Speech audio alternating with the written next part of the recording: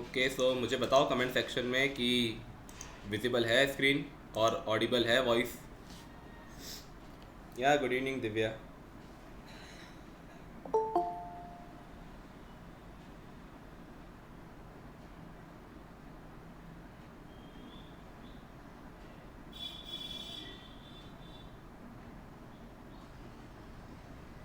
Okay great. तो अपना energy level बढ़ा दो, मेरे को सबका कंसंट्रेशन यहाँ पे चाहिए एकदम फोकस के साथ, और एक ही शॉट में इंसुलिन और ओरल हाइपोग्लाइसेमिक एजेंट को फिनिश कर देंगे। ठीक है, जैसा कि मैंने बोला, जीपैट में कहीं से क्वेश्चन आए या न आए, यहाँ से क्वेश्चन जरूर आने ही वाला है। हर साल यहाँ से क्वेश्चन आता ही है। ठीक है, एक क्वेश्चन आपको यहाँ से 100% देखने को मिलेगा। तो चलो स्टार्ट करते हैं फर्स्ट इंसुलिन से और ओरल हाइपोग्लाइसेमिक एजेंट से। तो जैसे कि हम हर लेक्चर में करते हैं, पहले हम लोग बेसिक कहानी देखते हैं कि क्या होने वाला है, क्या पिक्चर क्या है, ठीक है, क्या सीन क्या है। तो मुझे ये बताओ, क्या ज़्यादा मीठा खाने से डायबिटीज़ होता है? यस या नो लिख के बताओ। ज़्यादा मीठा खाने से डायबिटीज़ होता है, ये कंडीशन है। Okay great. ज़्यादा मीठा खाने से डायबिटीज़ नहीं हो रहा है, ठीक है, ना बोल रहे हो आप सब लोग कमेंट में। बस 5-6 लोगों को पता है, बाकी सब लोग नहीं हो गए फार्मेसी बैकग्राउंड से। Yes no. ओके ठीक है। तो मोस्टली बेसिक जो हम देखें तो लोगों को लगता है कि ज़्यादा मीठा खाने से डायबिटीज़ होता है, but this is not the case. ज़्यादा मीठा खाने से डायबिटीज़ नहीं होता। डायबिटीज़ कब होता है? जब हम हमारे ब्लड में जो ग्लूकोज है उसको यूटिलाइज नहीं करते। That is the thing. ठीक है, उसको हम यूटिलाइज नहीं कर रहे, तो डायबिटीज़ की कंडीशन आती है। अब हमको पता है इंसुलिन और ओरल हाइपोग्लाइसेमिक एजेंट दोनों ही डायबिटीज़ पे वर्क करने वाले हैं। ठीक है, चलो तो बेसिक से स्टार्ट करते हैं, इंट्रोडक्शन से। इंट्रोडक्शन देख लेते हैं पहले। डायबिटीज़ क्या है? डायबिटीज़ है हमारा एक मेटाबॉलिक डिसऑर्डर। जैसे हमारे कई टाइप के डिसऑर्डर होते हैं, ऑटो इम्यून डिसऑर्डर, ठीक है, मेटाबॉलिक डिसऑर्डर। तो मेटाबॉलिक डिसऑर्डर का ये टाइप है डायबिटीज़ का। Characterize by high blood glucose level. हम सबको पता है कि ब्लड ग्लूकोज का जो लेवल है, अगर ज़्यादा हो जाता है एक एस्टिमेटेड रेंज से, तो वो डायबिटीज़ को लीड करता है। डायबिटीज़ को हम दो टाइप पे क्लासीफाई करते हैं, एक है हमारा टाइप 1 और एक है हमारा टाइप 2। अब इसके कुछ क्लासिकल सिम्टम्स हैं। ठीक है, डायबिटीज़ के कुछ क्लासिकल सिम्टम्स हैं, वो है देखो, पॉलीयूरिया, पॉलीफेजिया, पॉलीडिप्सिया। ठीक है, अब पॉलीयूरिया मतलब क्या? मीन्स डायूरेसिस, इंक्रीज यूरिनेशन, आप समझ सकते हो। ठीक है ना। दूसरा पॉलीफेजिया। Third polydipsia. अब पॉली का मतलब आपको पता है नंबर ऑफ टाइम्स, एंड डिप्सिया का मतलब क्या है? मतलब थ्रस्टी, मतलब प्यास लगना। ठीक है, तो हमको ज़्यादा प्यास लगती है। अब आओ इस सिम्टम्स को थोड़ा सा एलिब्रेट करते हैं कि आखिर क्या है। डायबिटीज़ में हमारा सेल है, उसको ग्लूकोज नहीं मिल रहा है। मैं आगे समझाता हूँ क्या कहानी है। सिंपल समझ लो, सेल है हमारा, सेल के पास एनर्जी नहीं है। एनर्जी नहीं मिल रही, क्यों? क्योंकि ग्लूकोज नहीं मिल रहा है। ग्लूकोज नहीं मिल रहा है ना, तो वो उसको क्या नीड रहेगी? हमको बॉडी को क्या नीड रहेगी कि हम ज़्यादा फूड कंज्यूम करें। तो पॉलीफेजिया हो गया। ठीक है, पॉलीफेजिया मतलब ज़्यादा ईटिंग करना। ठीक है ना। दूसरा कंडीशन क्या है? पॉलीयूरिया। अब डायबिटीज़ में क्या होता है, हमारा जो यूरिनेशन है वो इंक्रीज़ हो जाता है, जिससे हमारा डिहाइड्रेशन हो जाता है, तो हमको पानी की प्यास भी ज़्यादा लगती है। तो ये 3 क्लासिकल सिम्टम्स हैं डायबिटीज़ के। अब आते हैं नॉर्मल रेंजेस पे। नॉर्मल रेंजेस पे क्या है? नॉर्मल रेंजेस ऐसे आपको सब याद नहीं रखनी होती, पर डायबिटीज़ हम पढ़ रहे हैं तो आपको ये याद रखना है। फास्टिंग स्टेज पे डायबिटीज़ में क्या होता है, देखो, 6.1 से लेके 7.0 मिलीमोल पर लीटर, और 110 से लेके 126 mg पर DL। ये DL का मतलब मेरे को कोई बताएगा? DL का मतलब क्या है? ये तो पता है, चलो, मिलीमोल पर लीटर। ये DL का मतलब डेसीलीटर। एक्सेलेंट। ठीक है, तो ये है हमारा फास्टिंग स्टेज में, मतलब हमने कुछ खाया नहीं है, तब हमारा ब्लड ग्लूकोज लेवल कितना है। और फिर पोस्ट प्रांडियल की बात करते हैं, मतलब आफ्टर ईटिंग। आफ्टर ईटिंग 200 से ज़्यादा अगर होता है, ठीक है, mg/dl, तो उसको डायबिटीज़ हम कंसीडर करते हैं। फिर है हमारा HbA1c। अब ये क्या है, ये बहुत न्यू वे है डायबिटीज़ को मेज़र करने का। इसमें हम लोग सॉरी इसमें हम लोग ना सपोज आज या कल का आपका ब्लड ग्लूकोज लेवल मेज़र नहीं करते, इसमें हम लोग 3 मंथ्स का एस्टिमेट मेज़र करते हैं, एवरेज बोल दो, ठीक है। पर ये अभी इतना रिलायबल नहीं है, तो आप कोई भी डॉक्टर या फिजिशियन को देखोगे तो वो सिर्फ इसके बेस पे आपको बताएगा नहीं कि डायबिटीज़ है कि नहीं, वो आपको दोनों ये टेस्ट करवाने ही पड़ेंगे। इसको बोलते हैं mean glucose level, mean blood glucose level.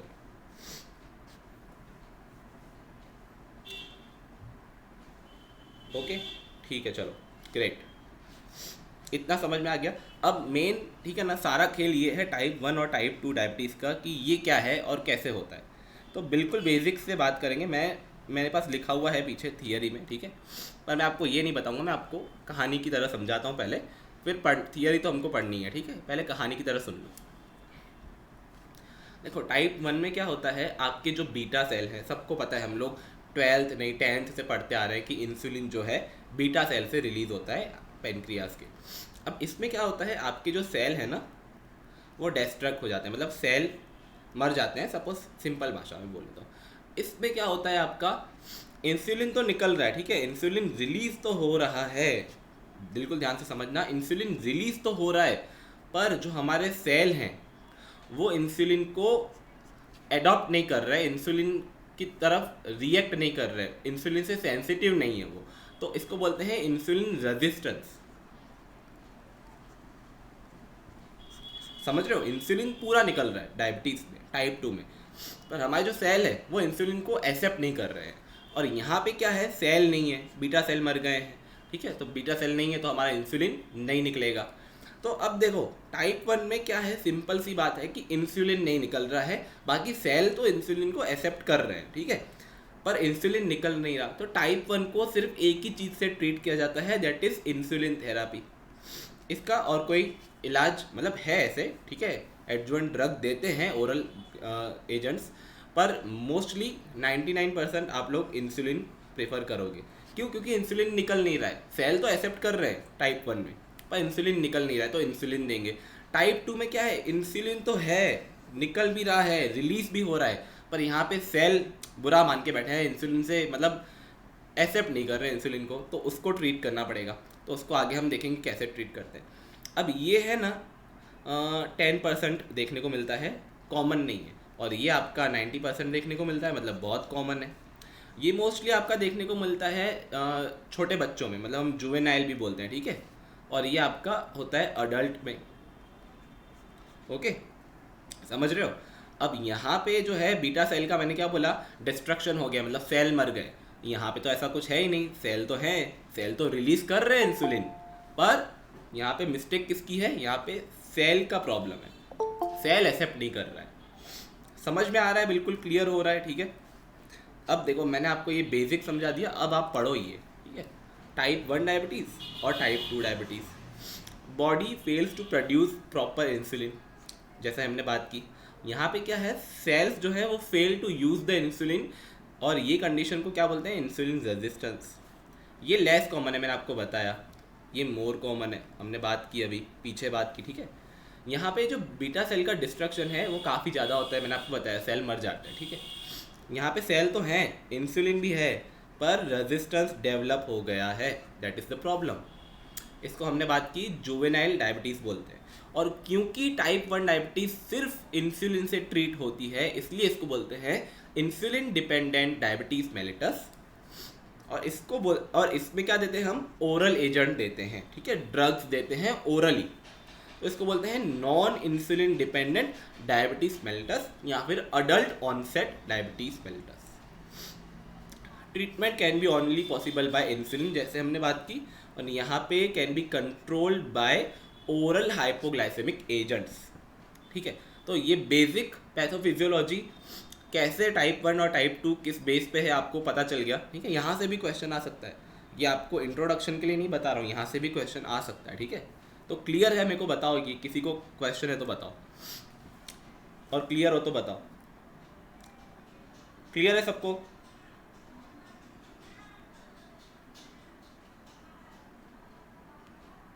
Okay great. ठीक है, जागते रहो कमेंट सेक्शन में, ठीक है, बिल्कुल मेरे को आपका रिस्पॉन्स ऑन द स्पॉट चाहिए, ठीक है, बिल्कुल इंटरेक्टिव रखना है सेशन को, क्योंकि बहुत ज़्यादा आईएमपी है और आपका कॉन्सेप्ट एकदम क्लियर होना चाहिए इसमें। चलो अब देख लेते हैं कुछ हार्मोन जो कि पेनक्रियास से रिलीज होते हैं। इंसुलिन को हम आगे देखने ही वाले हैं तो इसको अभी नहीं देखते, ग्लूकागॉन को देख लेते हैं। ग्लूकागॉन क्या है? 29 एमिनो एसिड वाला है, बायोकेमिस्ट्री में बात की थी, प्रोटीन एमिनो एसिड में 29 इसमें एमिनो एसिड होते हैं, पॉलीपेप्टाइड है, रिलीज बाय अल्फा सेल।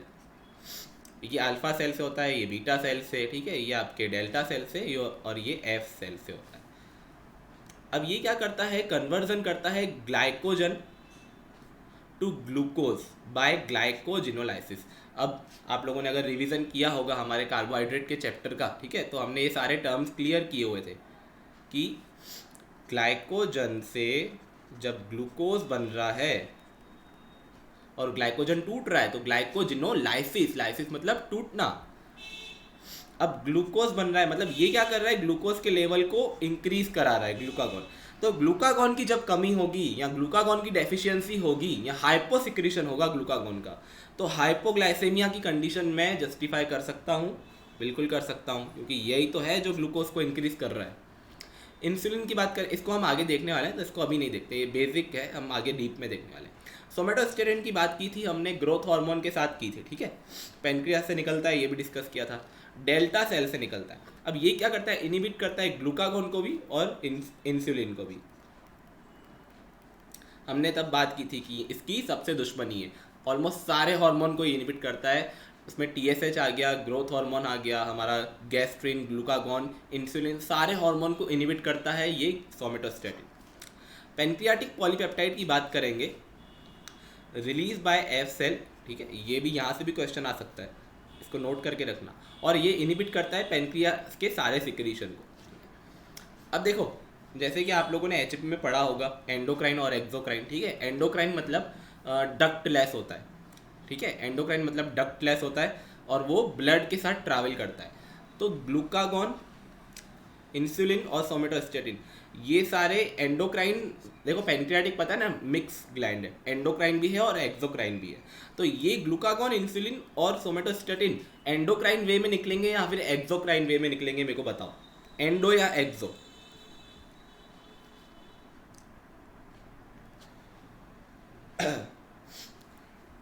या फिर डक्ट के साथ निकलेंगे या फिर डक्टलेस निकलेंगे, ठीक है, बिल्कुल सही, एंडोक्राइन निकलेंगे, क्योंकि पेनक्रियाटिक से जो सिक्रीशन होता है एक्सोक्राइन वे में वो सिर्फ पेनक्रियास के जूस का होता है, बाकी जो 3 हार्मोन हैं हमारे वो सारे एंडोक्राइन वे में निकलते हैं।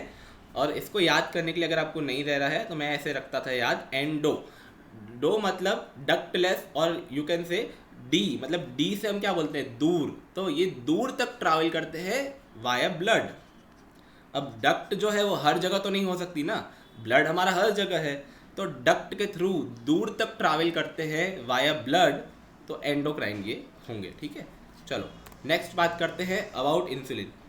बिल्कुल ध्यान रखना, यहाँ से इंसुलिन से सारे कॉन्सेप्ट क्लियर करते जाना, और यहाँ से पहले भी क्वेश्चन आए हुए हैं और आते रहेंगे। देखो, डिस्कवर बाय किसने किया था? बेंटिंग और बेस्ट, ये तो सबको पता होगा, 1921 में किया था। टोटल कितने एक्टिव जो इंसुलिन होता है, कितने एमिनो एसिड होते हैं? 51 एमिनो एसिड होते हैं, ओके। चेन ए में होते हैं 21 एमिनो एसिड और चेन बी में होते हैं 31। दोनों चेन कौन से बॉन्ड से ज्वाइन होती है? डाइसल्फाइड। यहाँ पे कभी कभार डाइपेप्टाइड, पॉलीपेप्टाइड, ठीक है, ऐसे नाम देके आपको कंफ्यूज करता है। हाँ सॉरी, यहाँ पे 30 आएगा, तो डाइसल्फाइड, ओके। अब इंसुलिन का प्रिकर्सर कौन है? तो वो है प्री प्रो इंसुलिन, मतलब 110 एमिनो एसिड वाला ये होता है प्री प्रो इंसुलिन। इंसुलिन जो है ना वो स्टोर्ड होता है in a form of proinsulin, और उसकी हाफ लाइफ आपको याद रखनी है 4 to 6 आवर, ठीक है।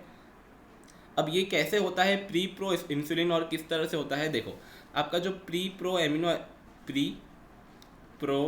इंसुलिन होता है ना, वो आपका होता है 110 एमिनो एसिड वाला।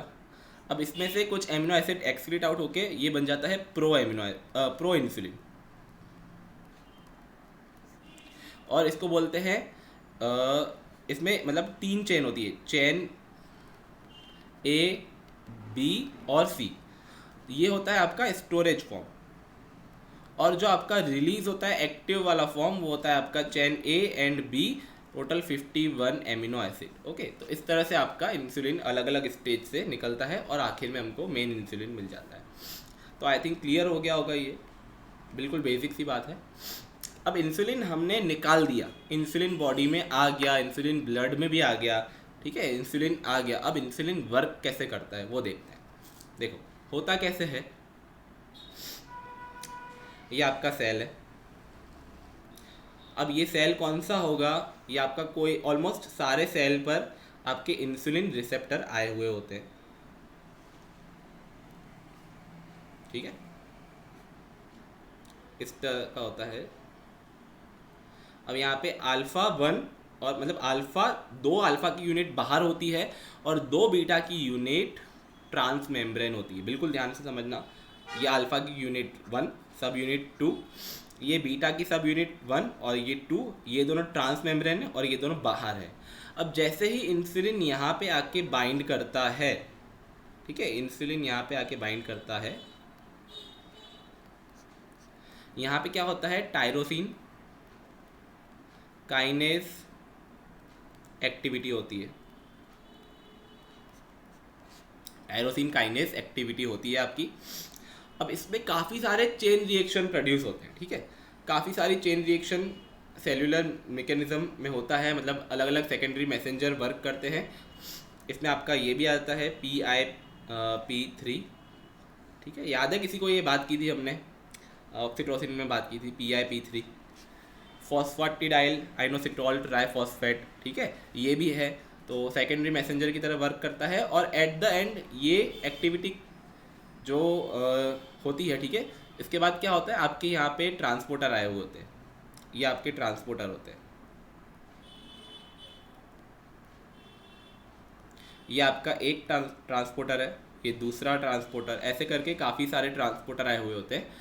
और ये सारे सेल्यूलर मैकेनिज्म और रिएक्शन के बाद ये ट्रांसपोर्टर जो हैं ये मेम्ब्रेन पर आ जाते हैं, ठीक है।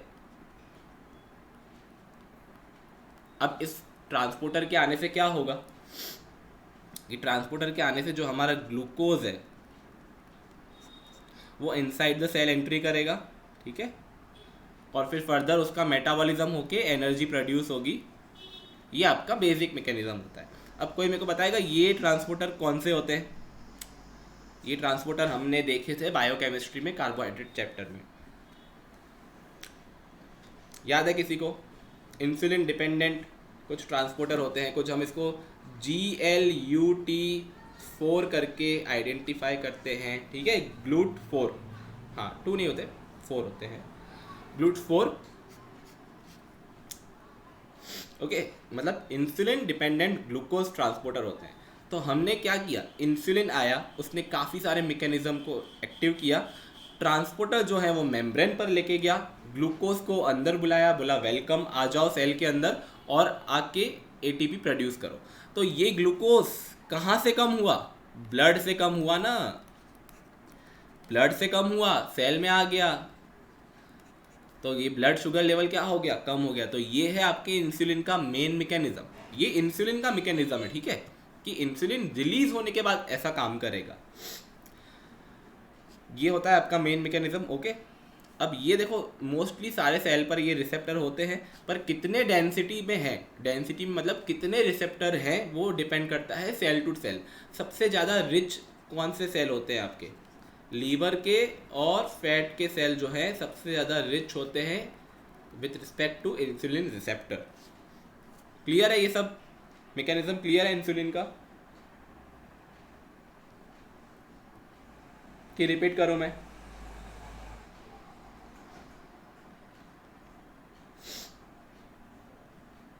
ओके चलो सबको क्लियर है, ग्रेट, आगे चलते हैं। अब देखो यहाँ से आपको थोड़ी चीज़ें याद रखनी है, इंसुलिन का एक्शन क्या है याद रखना, ठीक है। अब इंसुलिन जो है decrease the blood glucose level by various way, कौन कौन से वे हैं देखो। Stimulate the entry of glucose in muscle and fat cell by increase the synthesis of GLUT4। ये तो भाई देख के आए हम लोग, पीछे ही देख के आए। अब ये क्या करती है, इनिबिट करती है the process of glycogenolysis. Glycogenolysis मतलब ग्लाइकोजन का टूटना। ग्लाइकोजन टूटेगा तो ग्लूकोज बन जाएगा, तो ग्लूकोज तो हमें नहीं चाहिए, तो ग्लाइकोजन का टूटना कम करेगी, इनिबिट करेगी by inhibiting the enzyme phosphorylase. और ये क्या इनिबिट करती है, द प्रोसेस ऑफ ग्लूकोनियोजेनेसिस, मतलब आपके नॉन कार्बोहाइड्रेट सोर्सेज में से ग्लूकोज बनना, दैट इज कॉल्ड ग्लूकोनियोजेनेसिस। पर अब हम नॉन कार्बोहाइड्रेट सोर्स में से ग्लूकोज बना रहे हैं तो हमारे लिए अच्छी बात नहीं है, क्योंकि हमको तो ग्लूकोज कम करना है ना। तो ये आपका हो गया ग्लूकोनियोजेनेसिस, इसको भी करेंगे हम इनिबिट। Great, okay. कौन से एंजाइम को इनिबिट करके ये होगा, फॉस्फोएनोल पाइरुवेट काइनेज। अब ये क्या करती है, इंक्रीज द ग्लाइकोलिसिस। अब आपको पता है ग्लाइकोलिसिस होगा तो आपका ग्लूकोज का लेवल कम हो जाएगा। क्यों? क्योंकि ग्लाइकोलिसिस से ग्लूकोज किस में कन्वर्ट होगा, एनर्जी में, और एटीपी प्रोड्यूस होगा और उसका मेटाबॉलिज्म हो जाएगा। तो ये हमारा जो मेन एंजाइम होता है हेक्सोकाइनेज ग्लूकोकाइनेज, उसको स्टिमुलेट करके ऐसा होता है, इंसुलिन ये प्रोसेस करती है। दूसरा है स्टिमुलेट द ग्लाइकोजिनेसिस। ग्लाइकोजिनेसिस मतलब क्या, आपका ग्लूकोज है उसको कन्वर्ट कर दो ग्लाइकोजन में, स्टोर कर दो, तो ब्लड में से तो कम हो जाएगा, ठीक है। तो ये कैसे होगा, आपकी ग्लाइकोजन सिंथेस को स्टिमुलेट करके। तो ये 4 हो गए। अब देखो ये 4-5 मैकेनिज्म हो गए। अब आपको ये सारे याद रखने हैं, किस तरह से हो रहा है, कौन से वे में हो रहा है। अब इसमें जो इफेक्ट 2 और 3 है, ये और ये होता है लो कॉन्सेंट्रेशन ऑफ इंसुलिन पे, वाइल 4 और 5 जो है ये जब ज़्यादा डोज हो जाता है इंसुलिन का, तब ये एक्टिविटी देखने को मिलती है। तो ये आपको ध्यान रखना है, सारे एक्शन बिल्कुल माइंड में होने चाहिए, कौन से साइकिल को इनहिबिट करना है, कौन से साइकिल को स्टिमुलेट करना है, ठीक है। ये बिल्कुल आपके फिंगर टिप्स पे होना चाहिए। अगर नहीं समझ में आ रहा है तो मेरे को बता दो, मैं रिपीट कर दूंगा, पर यही कॉन्सेप्ट क्लियर होना चाहिए यहाँ से। अब दूसरा इंसुलिन का अदर मैकेनिज्म क्या है, ग्लूकोज के साथ तो हो गया। लिपोलाइसिस मतलब लिपिड का ब्रेकडाउन इनहिबिट करती है, और क्या करती है, प्रोटीन सिंथेसिस को भी इंक्रीज करती है। मतलब लिपिड का ब्रेकडाउन भी कम कर रही है, प्रोटीन सिंथेसिस को भी इंक्रीज कर रही है, ठीक है। और दूसरा इसका एक्शन है हाइपोकैलेमिया। हाइपोकैलेमिया कॉज करती है। हार्मोनल सिक्रीशन ऑफ इंसुलिन, देखो ग्रोथ हार्मोन, आपका कॉर्टिकोस्टेरॉइड, थायरॉक्सिन, GLP-1 मतलब ग्लूकागॉन लाइक पेप्टाइड 1, गैस्ट्रीन आपका, ठीक है। गैस्ट्रीन में कितने अमीनो एसिड होते हैं, कोई बताएगा? किसी को क्विक आंसर चाहिए, किसी को रिकॉल हो रहा है गैस्ट्रीन में कितने अमीनो एसिड होते हैं? Biochemistry, amino acid and protein, नहीं, थोड़ा कम करो, 1-2 अमीनो एसिड कम करो, नहीं 1-2 नहीं, थोड़े ज़्यादा। Exactly 17, correct Neha. सिक्रिटीन, और ये सब जो हैं इंसुलिन को प्रमोट करते हैं, बिल्कुल ध्यान में रखने वाली बात है। चलो ये आपका हो गया कौन सा हार्मोन इंसुलिन को प्रमोट कर रहा है। चलो कौन सा लास्ट पॉइंट, देवश्री और रूपल, कौन सी स्लाइड में से, यहाँ से?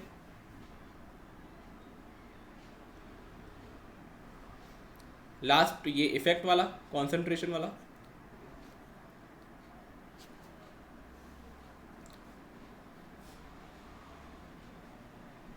ओके देखो मैं यहाँ से ओके देखो हमने क्या देखा, हमको वो प्रोसेसेस को इनहिबिट करना है जो ग्लूकोज को बढ़ावा दे रही है, ग्लूकोज इंक्रीज कर रही है। अब ग्लाइकोजिनोलाइसिस करोगे तो ग्लाइकोजन का ब्रेकडाउन ग्लूकोज में हो जाएगा, तो इसको इनहिबिट कर दो। ग्लूकोनियोजेनेसिस से आप न्यू ग्लूकोज प्रोड्यूस करोगे, गलत बात, इनहिबिट करो। ग्लाइकोलिसिस से आप ग्लूकोज का मेटाबॉलिज्म करोगे, सही है, ग्लूकोज कम हो रहा है, इंक्रीज करो। ग्लाइकोजिनेसिस ग्लाइकोजन का सिंथेसिस, ग्लाइकोजन बना रहे हैं, किससे बना रहे हैं? ग्लूकोज से, तो ग्लूकोज कम हो जाएगा, बिल्कुल अच्छी बात है, स्टिमुलेट करो। अब ये जो 2 इफेक्ट हैं ये तब होती है जब इंसुलिन का कॉन्सेंट्रेशन लो होता है, और ये 2 इफेक्ट करवाने के लिए इंसुलिन का कॉन्सेंट्रेशन जो है ज़्यादा होना चाहिए बॉडी में, ठीक है, ये पॉइंट है। क्लियर हुआ आपको देवश्री और रूपल?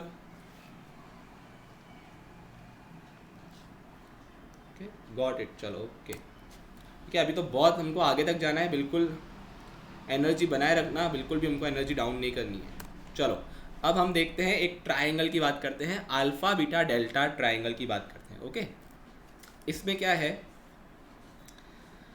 हाँ नहीं ये लव ट्राइंगल नहीं है इन तीनों के बीच का, ये हमारा हार्मोनल ट्राइंगल है। देखो अल्फा सेल, बीटा सेल और आपका डेल्टा सेल। ग्लूकागॉन यहाँ से रिलीज होता है अल्फा से, इंसुलिन एमाइलिन दो होते हैं बीटा से रिलीज होते हैं, और ये आपका सोमेटोस्टेटिन डेल्टा से रिलीज होता है। अब कौन किसको पोटेंशिएट करता है, कौन किसको स्टिमुलेट करता है और कौन किसको इनिबिट करता है, वो देखने वाली बात है। देखो पहले तो एक बात याद रखो, सोमेटोस्टेटिन की सबसे दुश्मनी है, हमने पहले ही बात कर ली है। तो ये किसको इनिबिट करेगा, बीटा वाले इंसुलिन को भी और अल्फा वाले दोनों को इनिबिट करेगा। चलो ये तो हो गया। ग्लूकागॉन जो है वो दोनों से प्यार करता है, तो इसको भी पोटेंशिएट करेगा, इसको भी पोटेंशिएट करेगा। ठीक है, अब इंसुलिन का काम क्या है, ग्लूकागॉन को डिक्रीज करना, तभी तो ग्लूकोज लेवल डाउन होगा। तो ये इसको इनिबिट करेगी और इस पे इसका कोई इफेक्ट नहीं है। तो ये ट्राइंगल एकदम क्लियर होना चाहिए। यहाँ से कभी भी क्वेश्चन आ सकता है कि कौन किसको स्टिमुलेट करता है, कौन किसको इनिबिट करता है। कैसे याद रखेंगे, इसकी सबके साथ दुश्मनी है सोमेटोस्टेटिन की, तो ये सबको इनिबिट करेगा, अल्फा बीटा दोनों को इनिबिट कर दिया। चलो ये दोनों को स्टिमुलेट करेगा, बीटा और डेल्टा दोनों को, और इसका तो काम ही है ग्लूकागॉन को स्टॉप करना, तभी तो ग्लूकोज का लेवल डाउन जाएगा ना, तो इसको इनिबिट करेगा। तो ये आपको याद रखना है ट्राइंगल। चलो अब फाइनल कंक्लूजन पे आते हैं। आप हमने जितनी भी बातें की, जितने भी एक्शन डिस्कस किए, वो सारी चीज़ें इस स्लाइड में मैंने कवर कर दी है। देखो इंसुलिन किसको इनिबिट कर रहा है और किसको स्टिमुलेट कर रहा है। देखो हमने क्या बात की, इंसुलिन किसको करेगा, यहाँ मैं बोल रहा हूँ आप एक बार ये स्लाइड रीड कर दो, अगर आपको नहीं समझ में आया तो फिर मुझसे पूछो। हमने जितनी भी चीज़ें डिस्कस की, देखो ग्लूकोनियोजिनेसिस, ग्लाइकोजिनोलाइसिस, लिपोलाइसिस, प्रोटियोलाइसिस, कीटोजिनेसिस, ये एक डिस्कस नहीं की थी। कीटोजिनेसिस को भी इनिबिट करता है, ठीक है। और यहाँ पे देखो ग्लूकोज का अपटेक स्टिमुलेट करता है, ग्लाइकोलिसिस, ग्लाइकोजिनेसिस और प्रोटीन सिंथेसिस और लाइपोजिनेसिस सबको स्टिमुलेट कर रहा है। क्लियर है ये इंसुलिन के सारे एक्शन। तो हम आगे बढ़ें।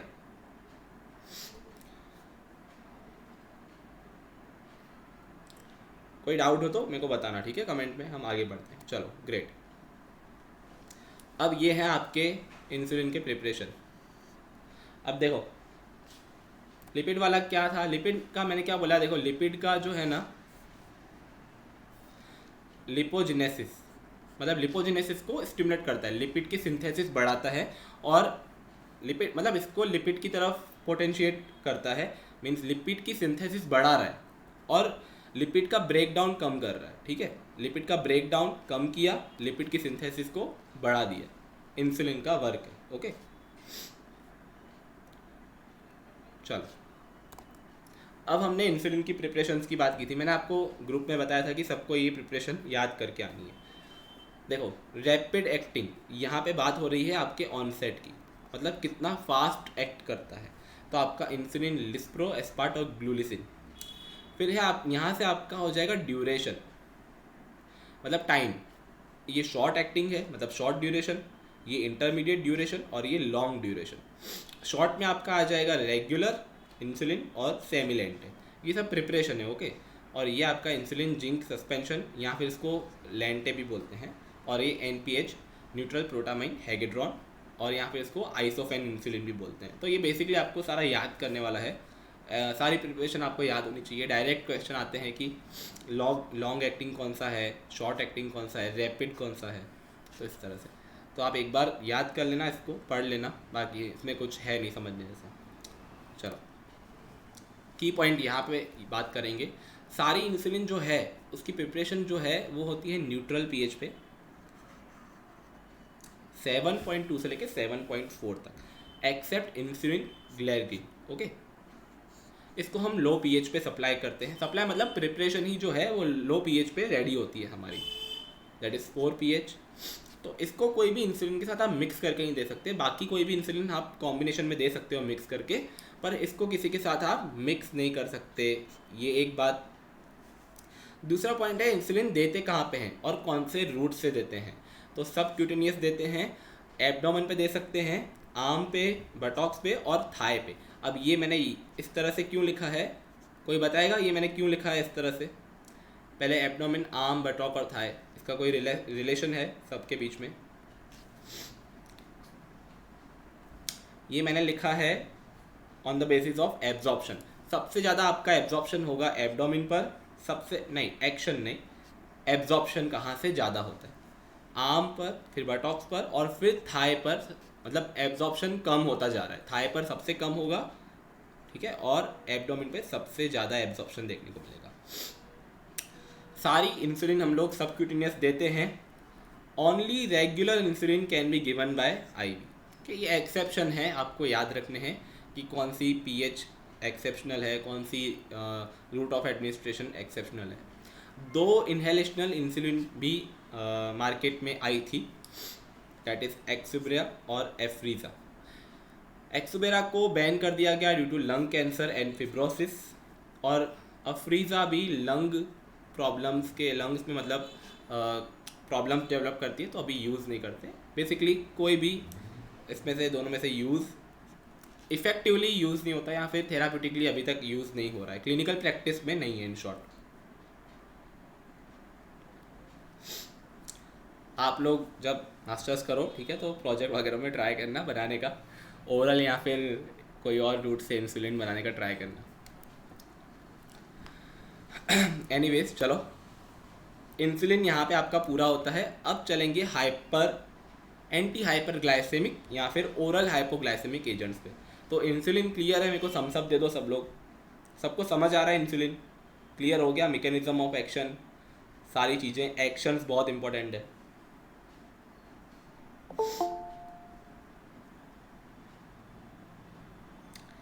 ठीक है चलो, अब ये रहे आपके ओरल हाइपोग्लाइसेमिक एजेंट्स। क्लासिफिकेशन मैंने बोला था याद करके आना, आई होप सब लोग याद करके आए होंगे। चलो देखते हैं, क्लासिफिकेशन में आपको पढ़ाऊंगा नहीं, एक एक क्लास लेके चलते हैं और उसके बारे में डिस्कस करेंगे। हमारी बेसिक क्लास आती है इनहेंस द इंसुलिन सिक्रीशन। मतलब ये ड्रग क्या करती है, इंसुलिन का सिक्रीशन इनहेंस करवाती है। एक्सेलेंट देवश्री, प्रीवियस ईयर में डायरेक्ट क्वेश्चन था आपके क्लासिफिकेशन, तो इसलिए मैं आपको कब से बोल रहा हूँ कि ये टॉपिक है, यहाँ से क्वेश्चन आने ही वाला है। ओके, तो ध्यान रखना, क्लासिफिकेशन तो आपके फिंगर टिप्स पे होना चाहिए, पर बाकी पूरा टॉपिक आपको समझ में आना चाहिए। और यार कितना मतलब इंटरेस्टिंग टॉपिक है, हमारे डे टू डे लाइफ में ऑलमोस्ट हमारी फैमिली में किसी न किसी को डायबिटीज़ होता ही है। बताओ, सही बोल रहा हूँ मैं? सब ऑलमोस्ट किसी न किसी को डायबिटीज़ होता ही है हमारे फैमिली में या रिलेशन में किसी को। तो वाई नॉट कि हम उसके बारे में नॉलेज लें। जितना नॉलेज हम लेंगे तो हम लोगों को पता चलेगा कि आखिर क्या है, ठीक है, मतलब किस वजह से चीज़ें बिगड़ रही है, कैसे उसको सॉल्व करना है। और first line treatment, first line तो नहीं बोलूँगा, पर डायबिटीज़ को कंट्रोल जो है फर्स्ट कैसे करते हैं, एक्सरसाइज और डाइट से ही करते हैं, बाद में ट्राई करते हैं मेडिकेशन का। पहले आपका यही होता है कि एक्सरसाइज वगैरह और डाइट से किया जाए। चलो, फर्स्ट क्लास है sulfonyl urea potassium ATP channel blockers. अभी कुछ समझ में आ रहा होगा, नहीं आ रहा होगा, कोई चिंता की बात नहीं है। First generation टॉलब्यूटामाइड। और चलो इधर एक ड्रग मिसिंग है, कोई बताएगा मेरे को? बिना देखे बताओ, ठीक है। चिपैट की कसम, अगर किसी ने चीटिंग की तो टॉलब्यूटामाइड के साथ कौन सी चीज़ आएगी इधर, कौन सी ड्रग आएगी? जो याद करके आया होगा उसको पता चल जाएगा, जो चीटिंग करेगा उसको जीपैड में एक रॉन्ग जाएगा आंसर। ओके ग्रेट, चलो 1 2 3, हाँ 3 आंसर मुझे मिले। Okay, chlorpropamide is the first generation. बाकी सेकेंड जनरेशन की आपकी यहाँ पे सब दी हुई है, ग्लिबेनक्लामाइड, ग्लिपिसाइड, ग्लिकासाइड, ग्लिमेप्राइड एंड ऑल। चलो इन ड्रग के बारे में बात करते हैं, मज़ा आएगा। सल्फोनाइल यूरिया का मैकेनिज्म ऑफ एक्शन समझते हैं। पहले ड्रॉ करते हैं आपका सेल, और ये कौन सा सेल है? ये है आपका बीटा सेल। बीटा में भी मैं बीटा जैसा लिख रहा हूँ। ओके एनीवेज, चलो बीटा सेल है आपका, और यहाँ पे आपका होता है पोटेशियम के चैनल, और ये एटीपी सेंसिटिव होते हैं, इसलिए इसको बोलते हैं पोटेशियम एटीपी सेंसिटिव चैनल्स। यहाँ पे आपके आ गए कैल्शियम चैनल, ये इनिशियली बंद है, ठीक है, मतलब मैं इसको बंद दिखा नहीं रहा पर समझना ये बंद है, ये ओपन है। अब देखो होता क्या है, यहाँ से आपका ग्लूकोज, चलो ये बीटा सेल है, यहाँ पे आपका रहेगा इंसुलिन,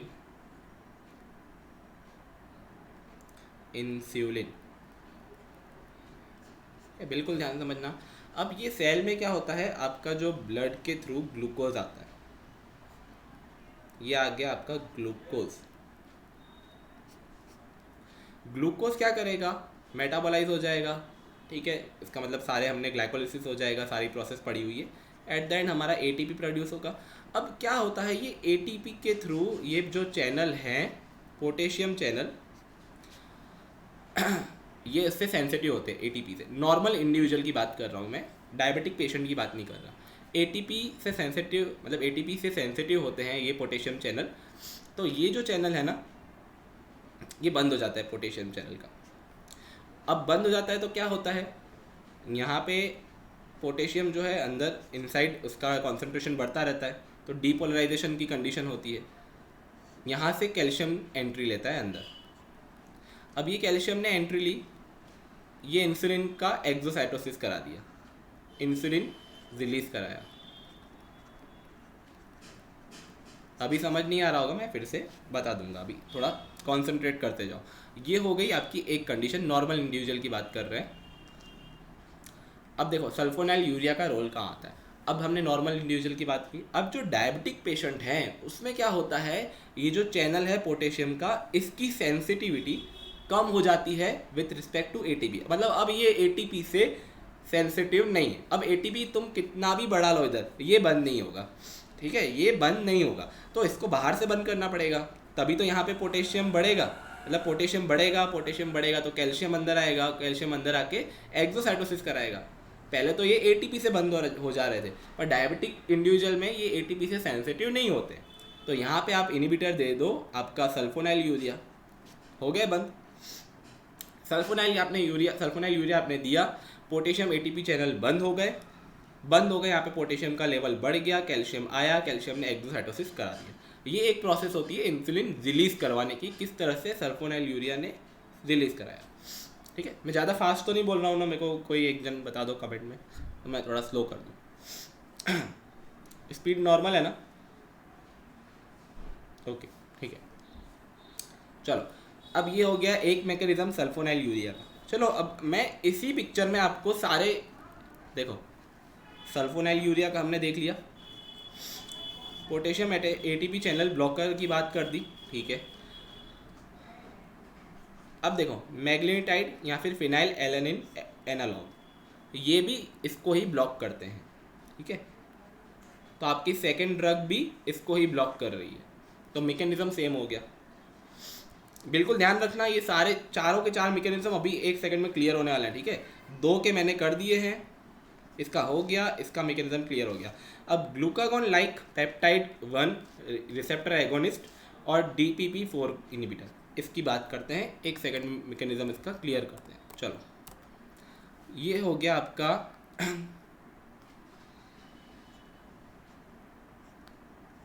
ये हो गया आपका इंक्रेटिन रिसेप्टर। अब इस पे क्या होता है, हमारे बॉडी में एक सब्सटेंस होता है, ठीक है, GLP। तो GLP यहाँ पे आएगा, GLP यहाँ पे आके क्या करेगा, CAMP को इंक्रीज करेगा। CAMP इंक्रीज होगा तो यहाँ पे एक्सोसाइटोसिस होगा, सेम इंसुलिन वापस रिलीज हो जाएगा। ध्यान से समझना, GLP हमारे बॉडी में है ऑलरेडी, हाँ GLP, पर अब GLP काम नहीं कर रहा है, यहाँ GLP कम है, यहाँ इनकेस GLP जितना है उतना सफिशिएंट नहीं है, तो GLP के एगोनिस्ट दे दो, GLP एगोनिस्ट। वो भी तो वही काम करेगा ना, रिसेप्टर को क्या करेगा, पोटेंशिएट करेगा। देखो एक्जिनाटाइड और लीराग्लूटाइड, ये हो गया आपके रिसेप्टर और एगोनिस्ट। अब देखो क्या है दूसरा हमारा, अब ये जो आपका जीएलपी है, ठीक है, जीएलपी जो है मेटाबोलाइज होके हो जाता है इनएक्टिव, इनएक्टिव हो जाता है। कौन करता है इसको, DPP4, डाइपेप्टिडाइल पेप्टिडेज 4। ये एक टाइप का प्रोटियोलाइटिक एंजाइम है जो आपके जीएलपी को इनएक्टिव कर देता है। तो अगर मैं इसको इनिबिट कर दूं ड्रग देके, DPP4 के इनिबिटर देके, तो मेरा ये बढ़ जाएगा या फिर ये सेव हो जाएगा। तो जितना ये बढ़ेगा उतना इंसुलिन रिलीज होगा। अब मेरे को बताओ, चारों ड्रग का मैकेनिज्म आपके सामने है, अगर कोई क्वेश्चन हो तो मेरे को बताओ। बेस्ट क्लियर हो गया होगा आई थिंक, अगर नहीं हुआ तो मुझे बताओ, मैं रिपीट कर दूँ, और अगर क्लियर हो गया तो फिर बताओ क्लियर हो गया। ओके, DPP कौन से पार्ट में रिपीट करना है मुझे वो बताओ।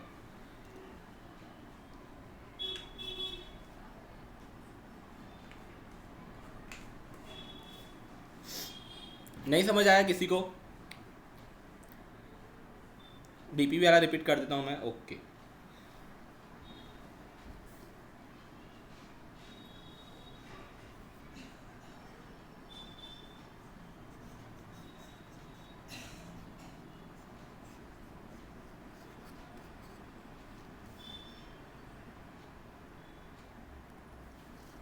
ये आपका जीएलपी है।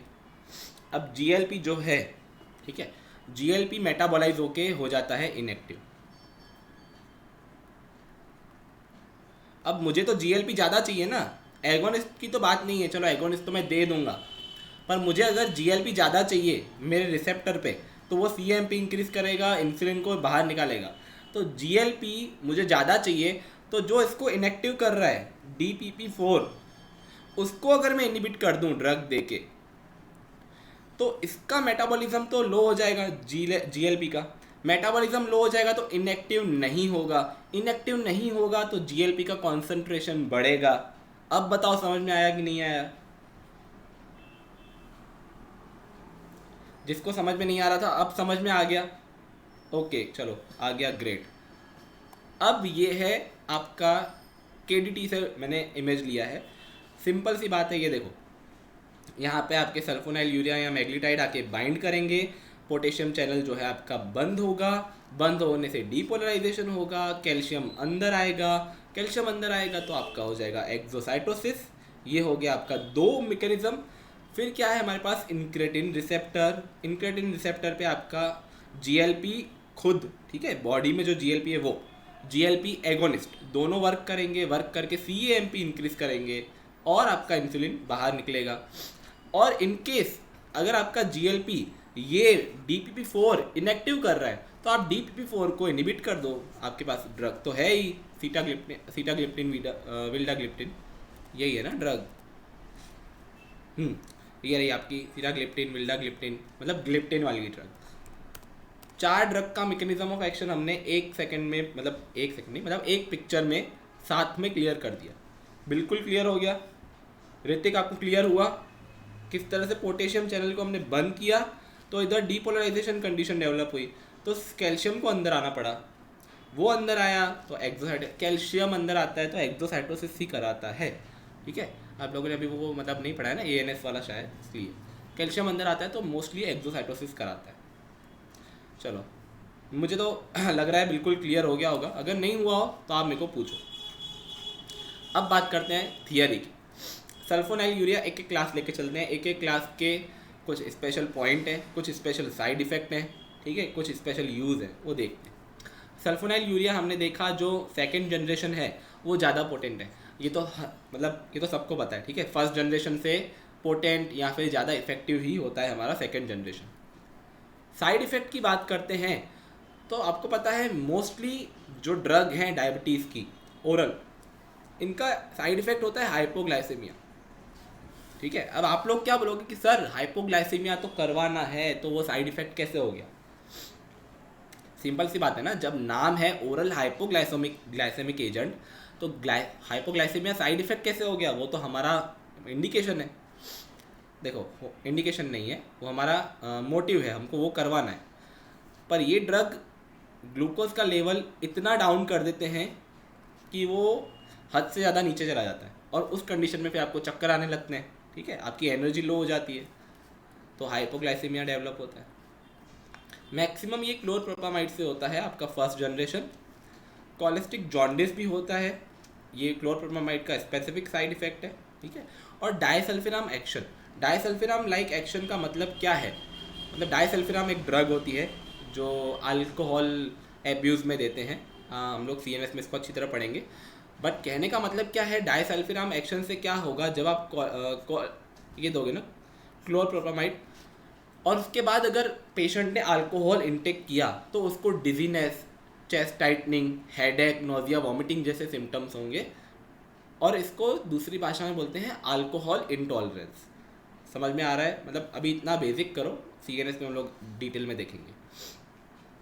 सारे सल्फोनाइल यूरिया जो हैं लीवर और किडनी में नहीं देते हैं, बट हमारा टॉलब्यूटामाइड दे सकते हैं क्योंकि इसकी हाफ लाइफ थोड़ी छोटी है। ऐसा हाफ लाइफ में क्या है, देखो, सबसे कम हाफ लाइफ है हमारी टॉलब्यूटामाइड की और सबसे ज़्यादा है क्लोरप्रोपामाइड की। अब ये है इंसुलिनोट्रोपिक पोटेंसी, मतलब कौन ज़्यादा इंसुलिन रिलीज करवा सकता है। सबसे कम टॉलब्यूटामाइड और सबसे ज़्यादा ग्लिबेनक्लामाइड। ओके, सबसे ज़्यादा ग्लिबेनक्लामाइड और सबसे कम टॉलब्यूटामाइड, ये होती है आपकी इंसुलिन रिलीज करवाने की पोटेंसी। इंट्रैक्शन की बात करते हैं, ड्रग्स जो इन्हेंस करती है सल्फोनाइल यूरिया का एक्शन, और ड्रग्स जो डिक्रीज करती है सल्फोनाइल यूरिया का एक्शन। इन्हेंस करने वाली ड्रग में जो है, जो डिस्प्लेस करती है प्लाज्मा प्रोटीन बाइंडिंग से। अब आपको पता है प्लाज्मा प्रोटीन बाइंडिंग से ड्रग डिस्प्लेस हो गई तो वो एक्टिव फॉर्म में आ गई, एक्टिव फॉर्म में आ गई तो वो ब्लड में ज़्यादा इंक्रीज हो गया ना उसका एक्टिव फॉर्म, तो उसकी एफिकेसी बढ़ जाएगी। फिनाइलब्यूटाजोन, सल्फिनपायराजोन और सारी ड्रग आपको, मतलब ये बेसिकली आपका याद रखने वाला पॉइंट है, मतलब इसमें एक्सप्लेन करने जैसा कुछ नहीं है। सारे एंजाइम इनिबिटर, अब आपको पता है मेटाबॉलिज्म अगर आपने इनिबिट कर दिया तो ड्रग का कॉन्सेंट्रेशन बढ़ जाएगा। अब एंजाइम इनिबिटर और एंजाइम इंड्यूसर सारे के सारे आपको फिंगर टिप्स पे याद होने चाहिए, ठीक है, बिल्कुल सब के सब याद होने चाहिए, और ज़िंदगी भर याद ही रखना ही है, ठीक है। इसलिए मैंने यहाँ पे लिखे नहीं है, आप GP में आप ये पढ़ोगे, इनिबिटर और इंड्यूसर। अब जो ड्रग डायनेमिक फार्माकोडायनेमिक एक्शन को प्रोलॉन्ग करती है सल्फिनाइल यूरिया के, वो है प्रोप्रानोलॉल, अल्कोहल, लिथियम थियोफाइलिन। ओके, अब ये इंक्रीज करती है, इसका मतलब ये नहीं कि आप इसको साथ में दे दो, ठीक है, ये जस्ट एक प्रॉपर्टी बताई है। ऐसे नहीं आप अल्कोहल पिला रहे हो पेशेंट को कि ठीक है चलो हम सल्फिनाइल यूरिया की एक्टिविटी बढ़ा रहे हैं, पेशेंट को अल्कोहल सर्व कर रहे हैं, ठीक है, ये नहीं करना है, जस्ट एक प्रॉपर्टी बताइए। ड्रग्स जो है डिक्रीज करती है, एंजाइम इंड्यूसर, सिंपल सी बात है, मेटाबॉलिज्म इंक्रीज होगा, ड्रग का कॉन्सेंट्रेशन डिक्रीज होगा। ऑपोजिट द एक्शन और suppress the insulin release, corticosteroid, thyroid, furosemide और ओरल कॉन्ट्रासेप्टिव इंसुलिन को सप्रेस करते हैं। तो ये बेसिकली आपको याद रखना है इंट्रैक्शन। अब हम दूसरी क्लास पे चलते हैं, उससे पहले आपको सल्फिनाइल यूरिया में कोई क्वेश्चन हो तो बताओ, मैं देख लेता हूँ कमेंट बॉक्स पे।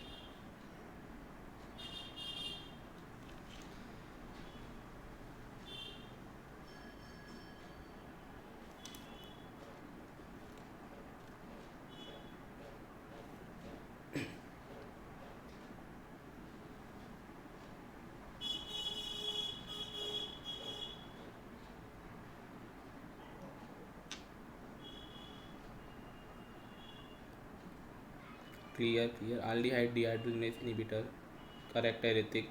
रूपल, कॉलेस्टिक जॉन्डिस क्या होता है? कॉलेस्टिक जॉन्डिस का ही मतलब टाइप होता है, मतलब अगर बेसिकली बताऊँ तो आपका जो बाइल का फ्लो है वो लीवर तक जा रहा होता है, वो स्टॉप हो जाता है, दैट इज़ इसको इस तरह से कैरेक्टराइज कर सकते हैं। ओके चलो, मैग्लिटिनाइड की बात करेंगे। These are similar to sulfonylurea in mechanism of action. Potassium ATPase potassium ATP sensitive channel को ब्लॉक करते हैं। अब इसमें क्या है, एक इंटरेस्टिंग बात ये है आपका देते कब है, control the post prandial sugar level. Post prandial sugar level मतलब आपका खाना खाने के बाद जो शुगर लेवल है उसको कम करने के लिए आप दोगे।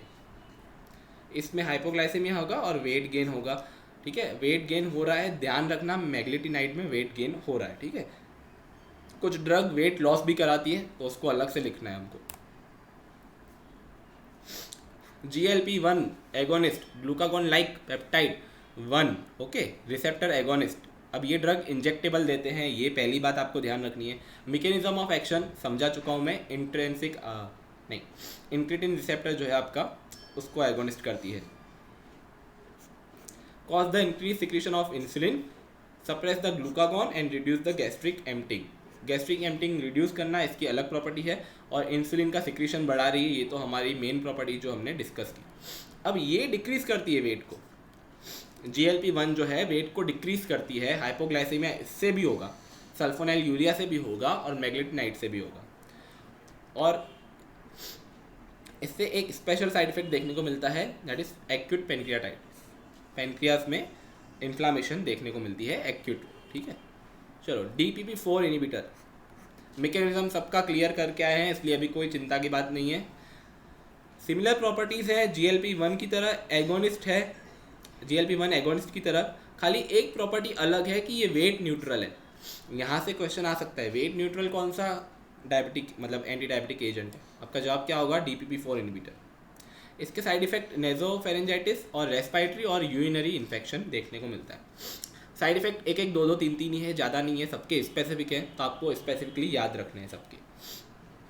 इसका मैकेनिज्म ऑफ एक्शन तो पता है ना, GLP-1 को ये क्या कर रहा था, इनएक्टिव। DPP-4 इसको हमने इनहिबिट कर दिया ड्रग देके। कौन सी ड्रग, ग्लिप्टिन, कोई भी ग्लिप्टिन ड्रग, ठीक है। चलो बाइबुनाइट्स की बात करते हैं। अब यहाँ पे हमारा जो क्लास है ना वो चेंज हो रहा है। हमने देखा जो 4 ड्रग देखी जो इंसुलिन का सिक्रीशन करा रही है। अब जो है 2 ड्रग ये इंसुलिन का रेजिस्टेंस ओवरकम करा रही है, जो रेजिस्टेंस की प्रॉब्लम थी वो ओवरकम करा रही है। चलो ये देखते हैं, they act by inhibiting the liver gluconeogenesis, इसकी प्रॉपर्टी है, ठीक है।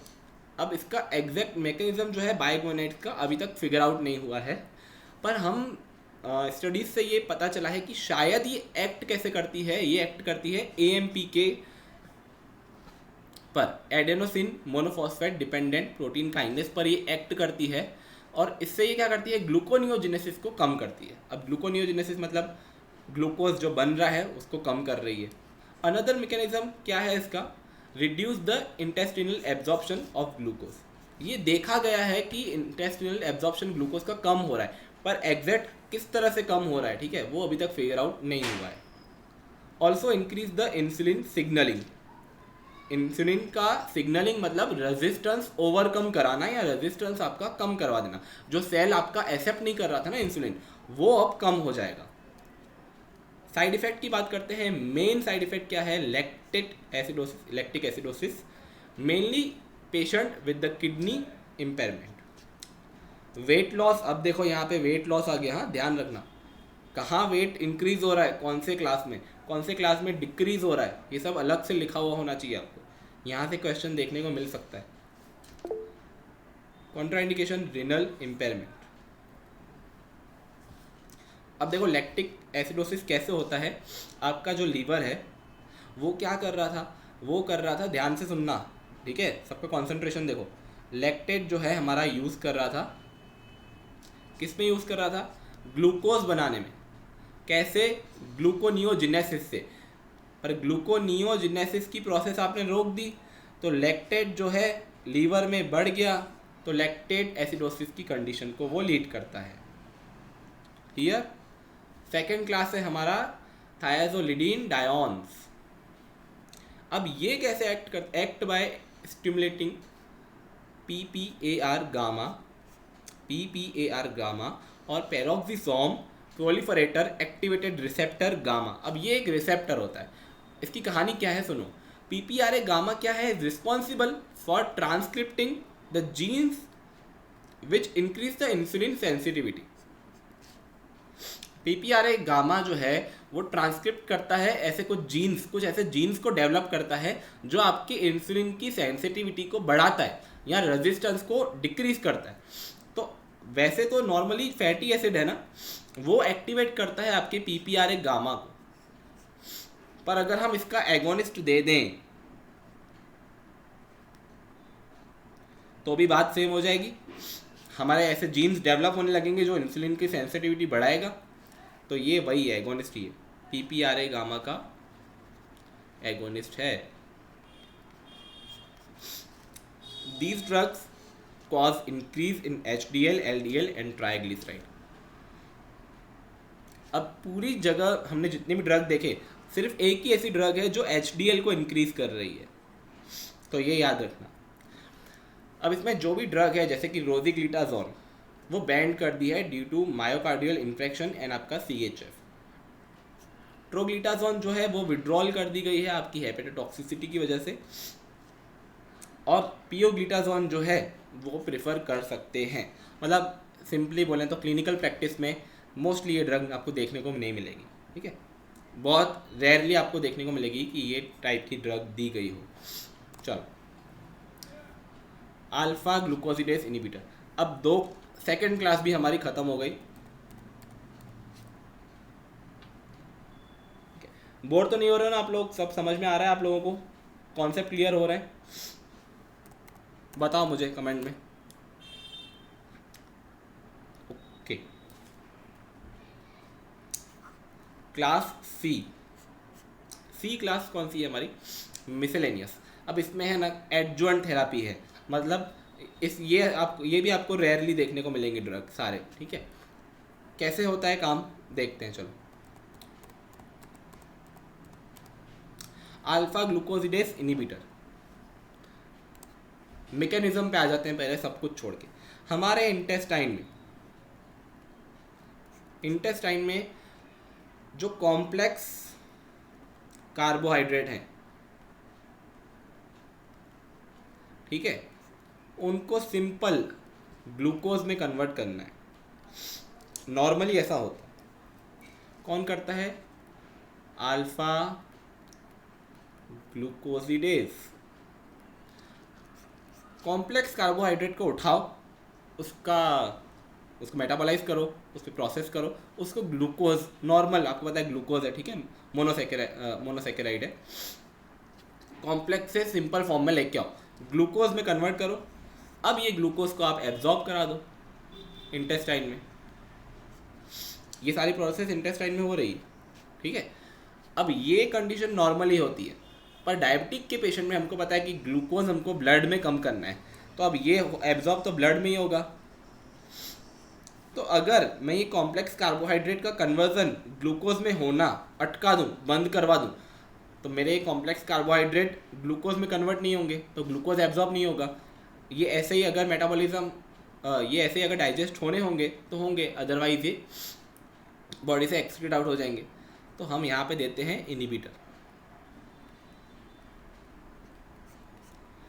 समझ गए होगे, alpha glucosidase inhibitor complex carbohydrate को जो कन्वर्ट कर रहा था ग्लूकोज में और फिर इसको एब्जॉर्ब कर रहा था। पर डायबिटिक पेशेंट की कंडीशन में ये हम नहीं होने दे सकते, वैसे ही ग्लूकोज का मतलब इंक्रीज लगा पड़ा है ब्लड में। तो हम क्या करते हैं, उसको कॉम्प्लेक्स को ग्लूकोज में कन्वर्ट होने से इनिबिट करते हैं। चलो अब ये देख लो, alpha glucosidase is an enzyme found in intestine which convert the complex carbohydrate to glucose and thus increase the absorption of glucose. These drugs inhibit the enzyme. These drugs given just before the food to control postprandial glucose level as like meglitide. चलो side effect क्या है? ये हमारे intestine reason में direct act कर रहे हैं, तो आपका गैस, ब्लोटिंग और डायरिया जैसे साइड इफेक्ट आपको देखने को मिलेंगे। अब एमाइलिन, हमने देखा बीटा सेल से इंसुलिन के साथ एमाइलिन भी इंक्रीज हो रहा है, मतलब सिक्रीट होता है। तो एमाइलिन जो है is a polypeptide and secrete from beta cell along with insulin. This can reduce the glucagon and delays the gastric empty. अब ये ग्लूकागॉन को रिड्यूस कर रहा है और हमको यही चाहिए, ग्लूकागॉन को रिड्यूस कराना है। ये सब एडजुवेंट थेरापी, ठीक है, मेन मैकेनिज्म मतलब मेन थेरापी में आपको ये सब नहीं देखने को मिलेगा फर्स्ट लाइन में, ये सब सपोर्टिव थेरापी है। तो इसको क्या करेंगे, ग्लूकागॉन को रिड्यूस कर रहा है तो आप एमाइलिन का एनालॉग दे दो। वैसे तो एमाइलिन होता ही है बॉडी में, आप एनालॉग दे दो तो ये ग्लूकागॉन को और रिड्यूस कर देगा। कैसे देते हैं, सबक्यूटेनियसली। और ये रिसेंटली अप्रूव्ड हुआ है दोनों टाइप 2 के लिए तो था ही, ठीक है, टाइप 2 के लिए ही था, पर टाइप 1 के लिए भी अप्रूव्ड हुआ है। अब ये भी वेट है डिक्रीज करता है, हाइपोग्लाइसेमिया इसमें भी देखने को मिलता है। चलो लास्ट हमारी ड्रग है, ठीक है, हमने ऑलमोस्ट सारी ड्रग देख ली। लास्ट ड्रग पे आएंगे, लास्ट है ना कि सेकंड, हाँ लास्ट ही, SGLT2 इनिबिटर्स। इसका सफिक्स क्या देखने को मिलेगा आपको, फ्लोजीन, ठीक है।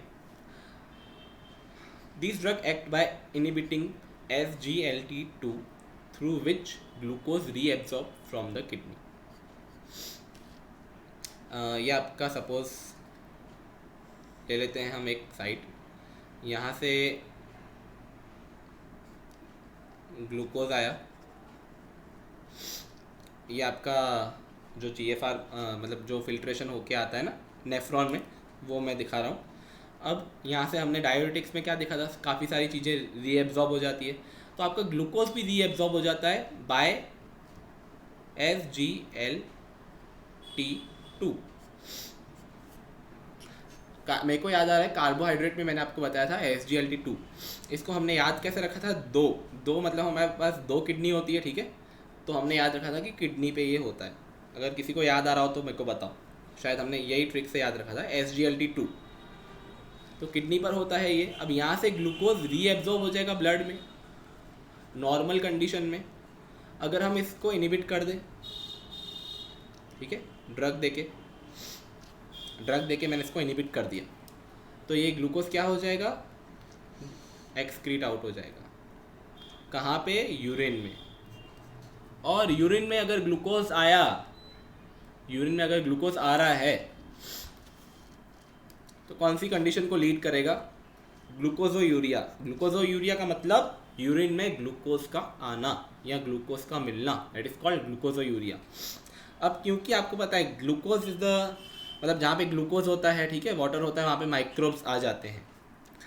तो अगर ग्लूकोज है ज़्यादा यूरिन में तो वहाँ पे इन्फेक्शन होने का चांस है। तो साइड इफेक्ट में क्या आएगा आपका, UTI यूरिनरी ट्रैक्ट इन्फेक्शन और आपके जेनिटल इन्फेक्शन। 2 साइड इफेक्ट आपके आएंगे इसमें, और ये तो क्लियर ही है, मतलब आपका ग्लूकोज अगर यूरिन में आ रहा है तो वहाँ पे इन्फेक्शन होने का चांसेस है।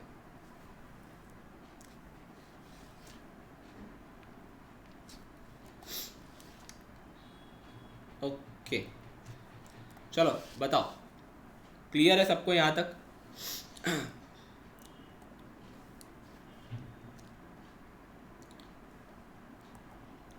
क्लियर है?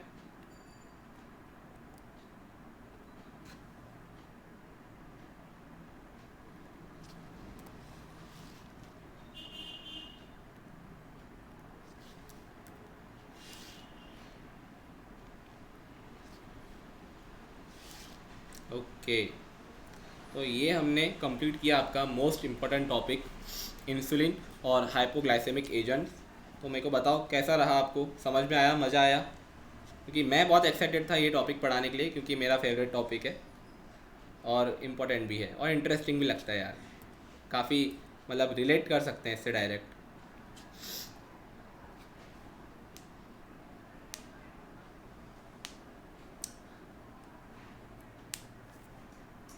मैं हाईलाइट जो करता हूँ एक्चुअली, देखो सुसंता, पूरी PPT ही हाईलाइटेड है, मतलब इसमें से कुछ भी आप कम नहीं कर सकते। और मैं ये पेन वाले मार्क्स क्यों हटाता हूँ, मतलब फिर क्या होता है, पढ़ने में मज़ा नहीं आता, पढ़ने में काफ़ी दिक्कत होती है ऐसा, तो मैं इसलिए ये हटा रहा हूँ, रिमूव कर रहा हूँ।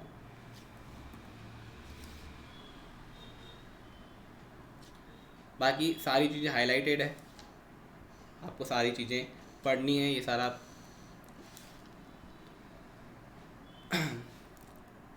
चलो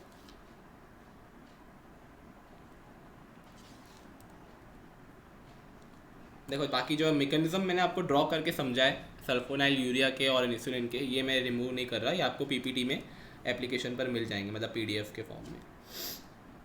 बाकी मैं रिमूव कर देता हूँ, पेन के मार्क्स हो गए ऑलमोस्ट।